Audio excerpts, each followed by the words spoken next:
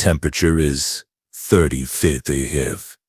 The wind is howling like a banshee across the frozen fjord, and you haven't seen the sun in 3 weeks. Your breath crystallizes the moment it leaves your lips, and the only thing standing between you and certain death is a structure that looks like it was built by someone who'd never heard of modern architecture.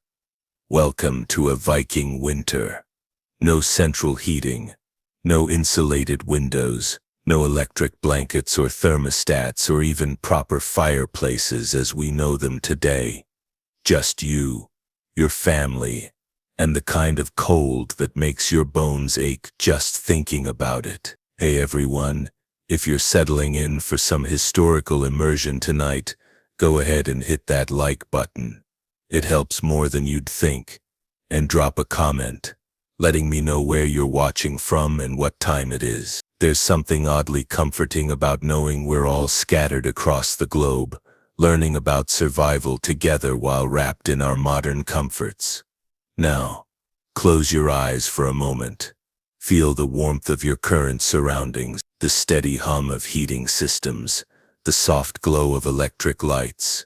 Remember this feeling, because we're about to strip it all away and drop you into a world where survival wasn't guaranteed, and warmth was earned through ingenuity, community, and sheer stubborn will to live. You're standing outside what the Vikings called a longhouse, though that term doesn't quite capture the reality of what you're looking at. This isn't the romantic, spacious hall you might imagine from movies. This is a low-slung, windowless structure that seems to hunker against the earth, like a sleeping animal. The walls are thick, not just thick, but thick, made of stacked stones, packed earth, and timber, rising only about 8 feet at their highest point. Your modern brain is already protesting. Where are the chimneys? Where's the proper foundation? Why does it look like it's half buried in the hillside?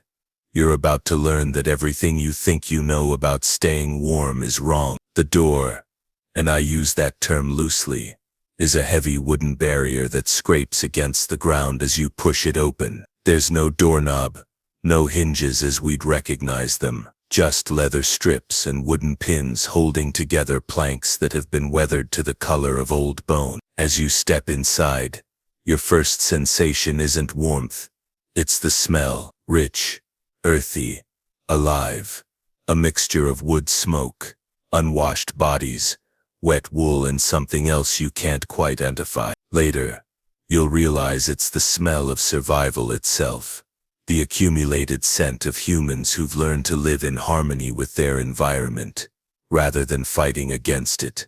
The ceiling is so low you have to duck. At barely 6 feet high in most places, the longhouse forces you into an uncomfortable crouch. Your back protests immediately. This isn't poor construction. It's brilliant engineering. Every inch of lost headroom means less air to heat, less space for precious warmth to escape. But here's where it gets interesting. You're not cold anymore. You straighten up as much as the ceiling allows and realize something extraordinary has happened. Despite the lack of any visible heating system, despite the howling wind outside, despite the fact that this structure seems to violate every principle of modern home design, you're actually warm. Not just warm, comfortable. Your eyes adjust to the dim interior, lit by a few flickering oil lamps and the glow from what you initially mistake for a fireplace. But as you look closer, you realize this isn't a fireplace at all. It's a long, narrow fire trench running down the center of the main hall, what archaeologists call a long fire or langgild. This is your first lesson in Viking engineering genius. Instead of building a fireplace that sends most of its heat up a chimney, the Vikings dug a shallow trench directly into the floor. The fire burns long and low, radiating heat in all directions. There's no chimney because there doesn't need to be one. The smoke rises gently, disperses across the low ceiling, and finds its way out through small gaps deliberately left in the roof structure. You kneel beside the fire trench, and the warmth hits your face like a gentle slap. The flames are modest, Nothing like the roaring fires you might imagine, but they don't need to be dramatic. This fire is designed for efficiency, not spectacle. The fuel isn't just wood. You watch as someone adds what looks like a compressed brick to the flame. It burns slowly, steadily, with an even heat that radiates outward. This is peat, partially decomposed organic matter that burns longer and more consistently than wood. In a landscape where trees might be scarce, the Vikings learned to harvest the boglands themselves, cutting and drying peat blocks that would burn through the longest nights. But the fire is just the beginning of the story. You become aware of the sounds around you, not the crackling of flames, but something more fundamental: breathing. Lots of breathing, deep, steady, rhythmic breathing from dozens of people. You're not alone in this longhouse, far from it. As your eyes continue to adjust, you begin to make out the sleeping areas, raised platforms along both sides of the main hall, separated by hanging wool curtains that create the illusion of privacy. Each platform holds not one person, but entire family, parents, children, grandparents, sometimes even distant relatives or guests, all sharing the same sleeping space. This isn't poverty, this is physics. A human body generates about 100 watts of heat, roughly equivalent to a bright light bulb. Multiply that by 30 to 50 people in a single longhouse, and you've got a living, breathing heating system generating 3,000 to 5,000 watts of continuous warmth, more efficient than most modern space heaters. And it never breaks down. You climb onto one of the sleeping platforms, and immediately understand another layer of the Vikings' survival strategy. The platform isn't just raised off the ground. It's raised off the cold ground. Heat rises, and by sleeping elevated, everyone captures the warm air that gathers near the ceiling. The cold air stays at floor level, where no one needs to be except when moving around during the day. The bedding beneath you isn't soft by modern standards, but it's warm. Layers of wool blankets, animal furs, and what feels like stuffed mattresses filled with feathers or straw. Everything is designed to trap body heat and create insulating air pockets. But here's the psychological twist that your modern mind struggles with. You're never alone, ever. Privacy, as we understand it, simply doesn't exist. You sleep inches away from people who aren't your family. You hear every cough, every snore, every whispered conversation in the darkness. Yet somehow, this doesn't feel claustrophobic. It feels safe. You wake up, though wake up isn't quite right, because you're not sure you ever fully fell asleep. The boundary between sleeping and waking is blurred here, marked more by the subtle changes in activity around you than by any dramatic shift in consciousness. Someone is moving near the fire trench, adding fuel, stirring the flames back to life. The smell of cooking food begins to mix with the wood smoke, something porridge-like, hearty, designed to fuel bodies that will need every calorie to generate heat throughout the day. You sit up, and immediately the cold hits the parts of your body that were exposed during the night. It's a sharp reminder that the warmth of the longhouse exists in careful balance. Move too far from the fire, expose too much skin, and the cold is waiting to reclaim you. Getting dressed is an education in itself. First comes the base layer, a long linen undertunic that covers you from neck to knee. This isn't about modesty.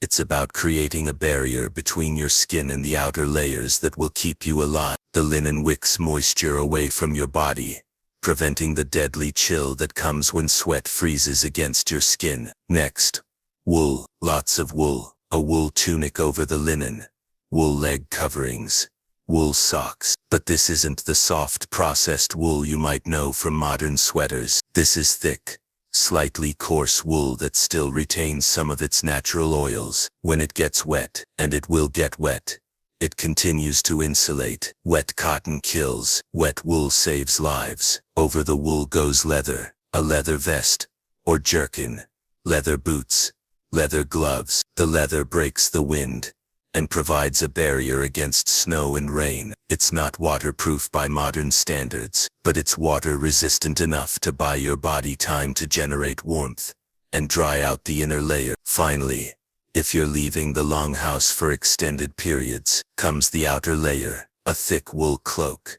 treated with animal fat to make it more water resistant. This cloak isn't just clothing, it's shelter. It can serve as a blanket, a windbreak, even a small tent in emergencies. But here's what strikes you as you layer on these clothes. You're not just getting dressed, you're putting on a survival system that's been refined over generations of trial and error. Each layer has a purpose, each material chosen for its specific properties in extreme cold. You're becoming a Viking. Stepping outside the longhouse is like walking into another world. The cold hits you like a physical force, and you understand immediately why the Vikings built their doors to open inward and downward. Cold air sinks, and the door design prevents Arctic winds from rushing directly into the living space. But you're not just stepping into cold weather, you're stepping into a carefully orchestrated daily ritual of survival that begins before dawn and doesn't end until after dark. The first task is always fuel, not just firewood. Although that's part of it, in the landscape around you trees might be scarce, and those that exist need to be conserved for construction and tool making. So you learn to see fuel everywhere. Dried animal dung, which burns surprisingly well and produces steady heat. Dried seaweed and kelp from the shoreline. Scrub brush and small branches that others might overlook. But the real treasure is peat. You follow others to the bogland, where centuries of partially decomposed plant matter has created a energy-rich fuel source that burns longer and more evenly than wood. Cutting peat is hard work. The stuff is heavy, wet, and needs to be dried for months before it's useful. But a family that plans ahead and cuts peat in summer will have fuel that burns through the darkest winter nights. Water is another daily challenge that your modern brain struggles to comprehend. There are no taps, no pressurized systems, no hot water heater. In winter, the nearest water source might be frozen solid. You watch as others break ice with heavy tools, then carry chunks back to the longhouse to be melted over the fire. But here's the clever part.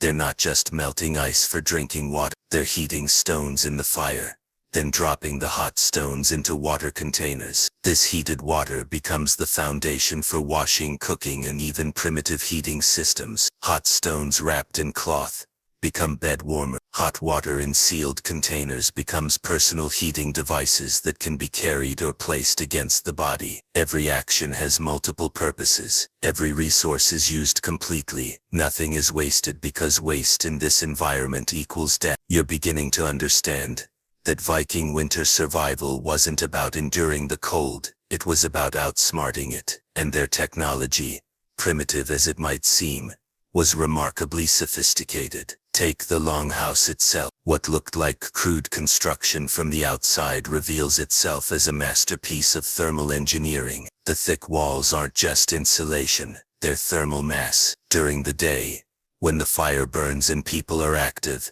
the walls absorb heat. At night, when the fire burns low and activity decreases, the walls slowly release that stored heat, maintaining a stable temperature. The partially underground construction isn't about hiding from enemies. It's about using the Earth's constant temperature.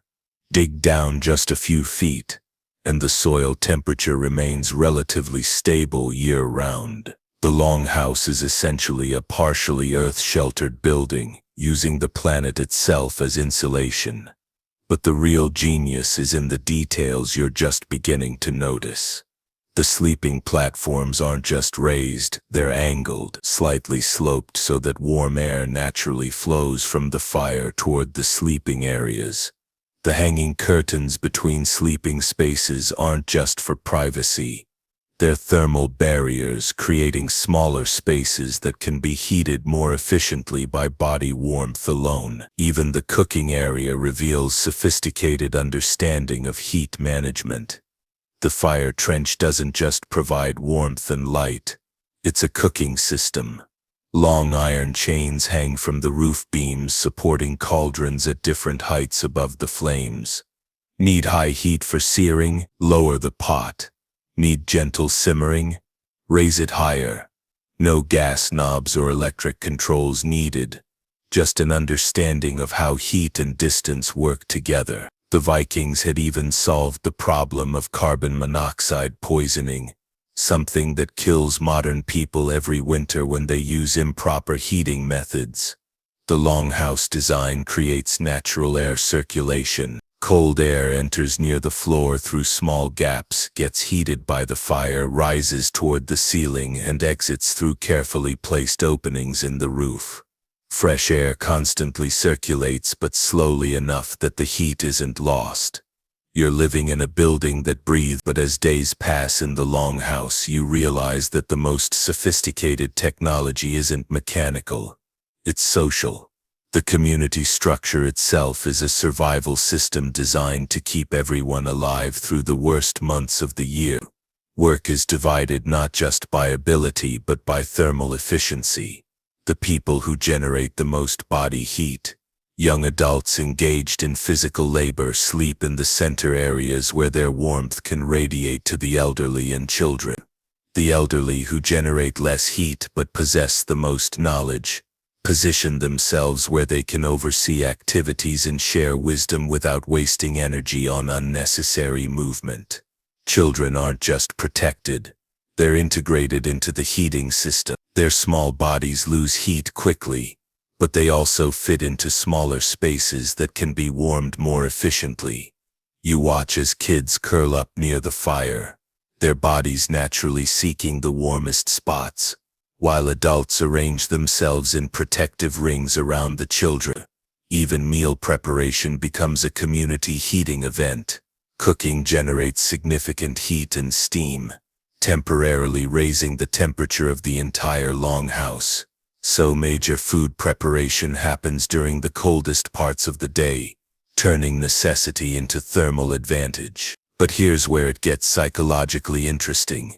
The social closeness that's required for thermal survival also serves emotional survival needs. Depression and seasonal affective disorder, major killers in Arctic climates, are harder to develop when you're constantly surrounded by community. The enforced togetherness that might seem claustrophobic to modern people becomes a psychological lifeline when the sun disappears for months at a time.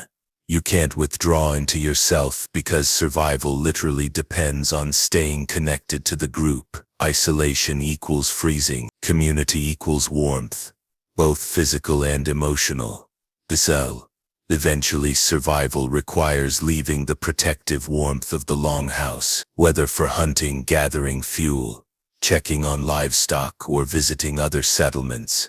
Vikings couldn't simply hibernate through winter. They had to remain active in conditions that would kill unprepared people within hours. Your first extended trip outside is a revelation in mobile survival technology. The clothing system you learned about earlier becomes crucial, but now you understand it as a dynamic system rather than static protection. You learn to regulate your temperature by adding or removing layers as activity levels change. Too warm and you sweat, which will freeze and kill you. Too cold and your body starts shutting down non-essential functions to protect core organs. The key is staying in the narrow zone between these extremes, and Viking clothing allows for precise temperature control through layering and ventilation. Leather outer garments have deliberately placed openings that can be closed or opened to regulate airflow. Wool inner layers can be loosened or tightened. Even the way you wrap your cloak becomes a temperature control system. But clothing alone isn't enough for extended outdoor survival. You carry with you a portable survival kit that seems almost magical in its simplicity and effectiveness. Fire-starting materials are protected in waterproof containers, usually hollowed-out animal horns sealed with fat. But these aren't just matches or lighter. Vikings carried charcloth, fabric that's been partially burned and will catch sparks easily, flint and steel, and most importantly, tinder that will burn even when damp. Birch bark is particularly prized because its natural oils make it burn hot and fast even in wet conditions. Food for extended trips isn't just nutrition. It's fuel for your internal heating system. High-fat, high-protein foods that burn slowly and provide sustained energy. Dried meat, nuts, cheese aged to incredible density, foods that won't freeze solid and can be eaten even in extreme cold. But the most crucial survival tool is knowledge of the landscape itself. You learn to read the subtle signs that indicate where you are, where shelter might be found, where the wind will be blocked, where snow might be thinner or thicker. Vikings developed an almost supernatural ability to navigate and find resources in conditions where the landscape looks uniformly white and hostile. Sometimes the longhouse isn't enough. Extended hunting trips, trading expeditions, or simply getting caught in unexpected weather require the ability to create shelter from nothing but the materials at hand. You watch in amazement as experienced Vikings construct an emergency shelter using only what's available in the immediate environment. This isn't the leisurely construction of permanent buildings. This is life or death engineering that has to work immediately in the dark and howling wind. With numbed fingers and limited tools, the foundation principle is always the same. Get out of the wind. Wind chill can turn survivable cold into deadly cold within minutes, so the first step is always finding or creating a windbreak. This might be a natural rock formation, a grove of trees, or even a pile of snow that's been deliberately shaped to deflect airflow. Next comes insulation from the ground. Direct contact with frozen earth will suck the heat from your body faster than almost anything else, so Vikings carry with them, or quickly gather, materials that create a barrier between their bodies and the ground. Animal skins, pine boughs, even piled snow can serve this purpose. Then comes the shelter itself, and here's where Viking ingenuity really shines. They don't fight the environment, they use it. Snow, which seems like the enemy, becomes the primary building material. But not just any snow. The right type of snow, packed correctly, shaped properly. You learn to distinguish between different types of snow the way others might distinguish between different types of wood. Powder snow is useless for construction, but excellent for insulation. Packed snow can be cut into blocks and stacked like stones. Wind-crusted snow provides structural strength, but is difficult to work with. The classic emergency shelter is surprisingly sophisticated. A small dome or lean-to structure with thick walls and a tiny entrance. The interior space is just large enough for the occupants to lie down, because heating a larger space would be impossible. Body heat alone can warm this small space to comfortable temperatures even when it's deadly cold outside. But here's the counterintuitive part that amazes your modern sensibilities. The best Viking emergency shelters are made primarily of snow. The same substance that's trying to kill you becomes your salvation. Snow is an excellent insulator when used correctly, and it's almost always available in winter conditions. Living through a Viking winter changes you in ways you didn't expect. After weeks in the longhouse, after learning to read the subtle signs of weather and wind, after discovering that warmth is something you create rather than something you consume, your entire relationship with comfort begins to shift. Modern comfort is passive. You set a thermostat and forget about it. You flip a switch and lights come on. You turn a handle and hot water flows. The environment serves you and you barely think about the complex systems that make this possible. Viking comfort was active. Every degree of warmth was earned through planning, effort, and community cooperation. You had to understand your environment intimately, not just use it. You had to work with the weather, not despite it. But here's the strange part. This active relationship with comfort becomes deeply satisfying in a way that passive comfort never was. When you successfully start a fire with damp tinder and howling wind, the warmth means something. When you wake up comfortable after a night when the temperature outside dropped to levels that would kill you, there's a sense of accomplishment that central heating can never provide. You begin to understand why Viking culture celebrated competence and self-reliance so highly. These weren't abstract virtues. They were daily necessities for survival. The difference between a skilled and an unskilled person wasn't measured in convenience, but in whether everyone in the community would live through the winter. The psychological pressure is constant but not overwhelming. You're always aware that survival depends on continued vigilance and effort, but you're also surrounded by people who've done this before. who know what they're doing, who can teach and support you. It's stressful, but it's not hopeless. And there's something else. A sense of aliveness that modern comfort sometimes lacks. When your survival depends on your actions, when every decision has real consequences, when you can see the direct results of your choices in your immediate comfort and safety, life becomes very immediate and present. You stop thinking about the past or future as much, because the present demands your full attention. This isn't mindfulness as a luxury or practice. It's mindfulness as a survival necessity. Weeks pass, and you fall into rhythms that feel ancient and natural. The day begins before dawn with tending the fire. Not just adding fuel but reading the flames, understanding what they need, coaxing them back to full life after the long night. Meals become communal events not because of social preference, but because cooking efficiently requires coordination. The fire trench can accommodate multiple pots and cooking vessels, but only if everyone works together. Food preparation becomes a community activity where knowledge is shared. Stories are told and the warmth from cooking benefits everyone. Weather watching becomes an obsession, but not the casual interest of modern people checking forecasts on their phone. You learn to read clouds, wind patterns, the behavior of animals, the smell and feel of the air. Your life depends on understanding what the weather will do in the next few hours, not just the next few days. Sleep patterns adjust to the reality of perpetual winter darkness. Without electric lights or strict schedules, sleep becomes more fluid. Naps during the day when activity is low, longer periods of rest during the coldest hours, waking naturally when your body has recovered from the energy expenditure of staying warm. But it's the seasonal rhythm that really changes your perspective. This isn't just getting through winter.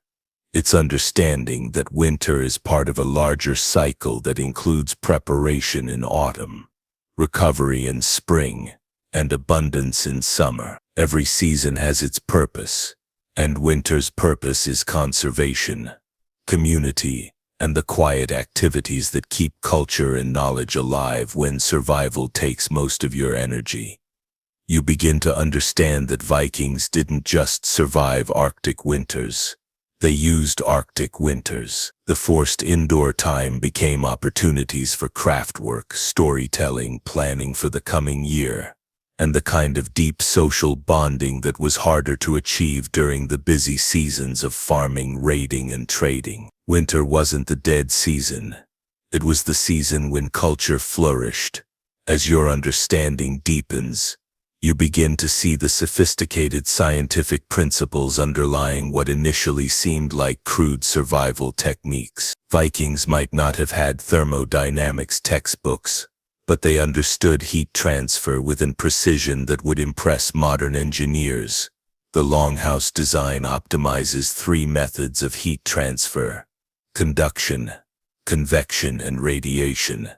The thick walls minimize heat loss through conduction. The low ceiling and strategic openings create controlled convection currents that distribute heat evenly while maintaining fresh air circulation. The central fire and thermal mass of the walls maximize radiant heat distribution. Even the social sleeping arrangements follow principles of thermodynamics. The clustering of bodies creates what engineers would recognize as a heat island effect, the same phenomenon that makes cities warmer than surrounding countryside. Multiple heat sources, human bodies in close proximity, create a microclimate that's significantly warmer than the surrounding environment. The layered clothing system demonstrates sophisticated understanding of insulation principles. Each layer creates dead air space, which is one of the most effective insulators available. The progression from moisture-wicking inner layers to wind-resistant outer layers shows understanding of how different materials interact with heat,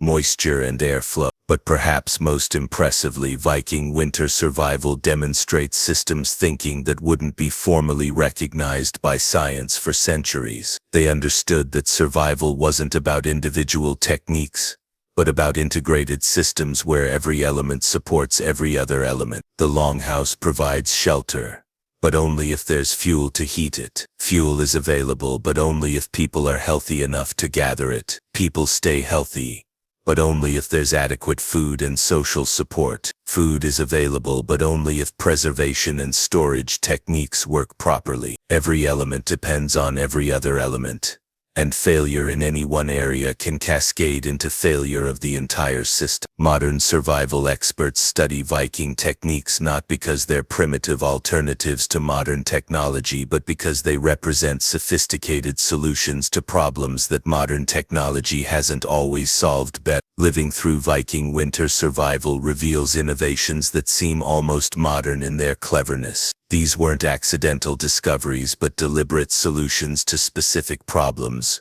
refined over generations of trial and error. The ski, one of humanity's most enduring inventions, wasn't created for recreation. It was survival technology that allowed Vikings to travel efficiently over snow-covered terrain, to hunt when walking would be impossible, to maintain contact between settlements when other forms of transportation failed. But Viking skis weren't just transportation, they were part of an integrated winter mobility system. The skis themselves were made from specific types of wood, shaped and treated to perform in different snow conditions. The bindings allowed for quick attachment and removal, crucial when you might need to switch rapidly between skiing and other activities. Even the ski poles served multiple purposes: balance aids, walking sticks, probes for testing snow depth, and tools for various tasks. Ice fishing techniques developed by Vikings demonstrate understanding of aquatic ecosystems that wouldn't be formally studied by scientists for centuries. They knew which fish remained active under ice, where these fish were likely to be found,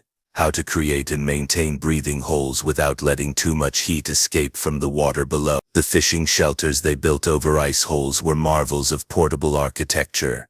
Small, lightweight structures that could be erected quickly, provided wind protection, and could be heated efficiently with minimal fuel. These weren't just fishing aids, they were survival pods that allowed extended activity in conditions that would otherwise be fatal. Food preservation techniques went far beyond simple smoking and salting. Vikings developed fermentation processes that not only preserved food but actually improved its nutritional value. Fermented fish, aged cheeses, and cultured dairy products provided essential vitamins during months when fresh food was unavailable. These preserved foods weren't just emergency rations, they were gourmet survival cuisine, carefully prepared to provide maximum nutrition, energy, and even psychological satisfaction during the hardest months of the year. Not every Viking winter survival story has a happy ending, and living through this experience teaches you to recognize the warning signs when the carefully balanced systems begin to fail. Fuel shortage is always the first crisis. When the carefully calculated stores of peat and wood begin to run low,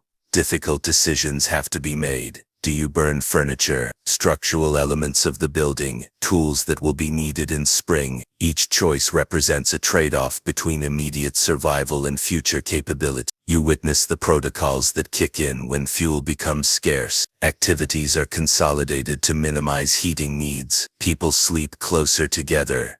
Even by Viking standards, non-essential spaces in the longhouse are abandoned, with everyone crowding into the most efficient heating zone. But fuel shortage is manageable compared to food shortage. When preserved food supplies run low, when hunting becomes impossible due to weather, when trade routes are cut off by storms, the community faces choices that test the social bonds that hold everything together. Rationing becomes precise and mathematical. Everyone gets exactly the calories needed to survive, with extra portions going to those whose work is most essential for community survival. Children and pregnant women are prioritized, but so are the hunters and fuel gatherers whose efforts keep everyone alive. The psychological pressure during shortage periods is immense. Hunger makes people irritable, suspicious, prone to conflict. Cold makes everything worse. The confined living conditions that normally provide comfort and security begin to feel claustrophobic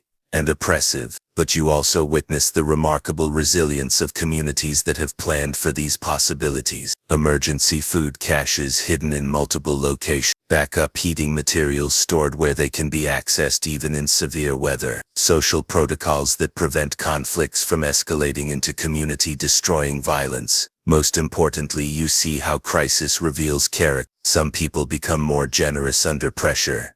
sharing their personal reserves to help others. Some become more selfish, hoarding resources or trying to claim extra privileges. The community's survival often depends less on the total amount of resources available than on the willingness of individuals to maintain cooperation when cooperation becomes difficult. There comes a moment in every Viking winter when the system approaches its breaking point. The fuel is nearly gone. The food stores are running dangerously low, and the relentless cold has sapped everyone's energy reserves. This is the moment when survival stops being about technique and becomes about pure determination. You experience this crisis firsthand when a severe storm lasts longer than anyone predicted. For days, no one can leave the longhouse. The fire burns lower and lower as fuel supplies dwindle. People begin wearing all their clothes at once, huddling under every available blanket and the psychological pressure is enormous. Children cry more often. Adults snap at each other over minor irritations. The elderly begin to show signs of hypothermia, their bodies no longer able to generate enough heat to maintain core temperature. But it's during this crisis that you witness the true genius of Viking survival culture. Instead of panicking, the community shifts into emergency mode with practiced efficiency. Non-essential activities stop completely. Everyone who can contribute to heating or food preparation does so, while others conserve energy by remaining as still as possible. The fire becomes almost sacred. Every piece of fuel is carefully considered before being added. People take turns maintaining the flames, ensuring that the fire never dies completely even when fuel is scarce. The difference between life and death literally rests on keeping those flames alive. And then, just when the situation seems hopeless, the weather breaks, the storm passes, the wind dies down, and suddenly it becomes possible to venture outside again. The transition from crisis to recovery happens with startling speed. Within hours, people are out gathering fuel, checking on stored food supplies, assessing damage to the structure. The community that seemed on the verge of collapse demonstrates remarkable resilience, bouncing back from near disaster with energy and determination that seems almost superhuman. You realize that Vikings didn't just survive winter crises. They expected them, planned for them, and developed cultural responses that turned potential disasters into opportunities for community bonding and individual growth. Having lived through the crisis and recovery, you see the Viking heating and shelter systems with new appreciation. What seemed like simple technology reveals itself as remarkably sophisticated engineering designed not just for normal conditions, but for worst-case scenarios. The longhouse construction that initially looked crude now appears masterfully designed for multiple contingencies. The thick walls aren't just insulation. They're thermal batteries that store heat during good times and release it during fuel shortages. The multiple small spaces within the larger structure allow for gradual downsizing as resources become scarce. Even the social arrangements serve thermal engineering purposes you hadn't recognized before. The way people position themselves during sleep isn't just about comfort. It's about optimizing heat distribution based on individual body heat production, heat loss patterns, and thermal needs. The elderly who produce less body heat sleep closest to the thermal mass of the walls, which continue radiating stored heat even when the fire burns low. Children who lose heat quickly but also generate significant warmth relative to their body size are positioned where their heat can warm the maximum number of other people. Adults in their prime who produce the most heat and have the greatest thermal reserves sleep in positions where they can share warmth with both children and elderly, serving as living heating systems for those who need it most. You begin to understand that Viking winter survival wasn't just about individual techniques. It was about social technology that turned a group of individuals into an integrated survival system more powerful than the sum of its parts. The longer you live through Viking winter conditions, the more you understand that the greatest enemy isn't cold, wind, or snow, it's despair. The psychological challenge of surviving Arctic winter goes far beyond physical discomfort. The endless darkness affects your brain chemistry in ways that make everything else harder. Your circadian rhythms become disrupted. Your body produces less vitamin D. Your mood regulation systems begin to falter. Modern people call this seasonal affective disorder, and treated with light therapy and antidepressants. Vikings had to solve the same problem with the resources available in medieval Scandinavia. Their solution was community-based activity therapy that seems almost modern in its sophistication. The longhouse becomes not just a shelter, but a center for activities designed to keep minds active and spirits engaged during the darkest months. Storytelling isn't just entertainment, it's psychological medicine. The long sagas, epic tales, and historical narratives serve multiple purposes. They preserve cultural knowledge, they provide shared experiences that bond the community, and they transport listeners' minds away from the immediate discomfort of winter survival. Craftwork serves similar psychological functions. Carving, weaving, metalwork, and tool repair give people productive activities that create something useful while keeping hands and minds occupied. The satisfaction of completing a project, of creating something beautiful or functional, provides psychological rewards that help counteract the depressive effects of endless winter. Even the music and games that fill winter evenings serve survival purposes. Singing together creates social bonding and provides mild physical exercise that generates body heat. Board games and gambling provide mental stimulation and social interaction. Wrestling and indoor competitions maintain physical fitness and combat the lethargy that comes with reduced daylight. You realize that Viking culture didn't just tolerate winter. It transformed winter into an opportunity for the kind of deep cultural activities that were harder to maintain during the busy seasons of farming and raiding. After months of eating Viking winter food, you develop a deep appreciation for the sophisticated nutritional science behind their preservation and cooking techniques. This isn't just making food last, it's optimizing human nutrition for survival in extreme conditions. The fermented foods that initially seemed unappetizing reveal themselves as carefully engineered nutritional supplements. Fermented fish provides B vitamins that prevent neurological problems during months without fresh food. Cultured dairy products maintain gut bacteria that support immune system function. Fermented vegetables provide vitamin C that prevents scurvy.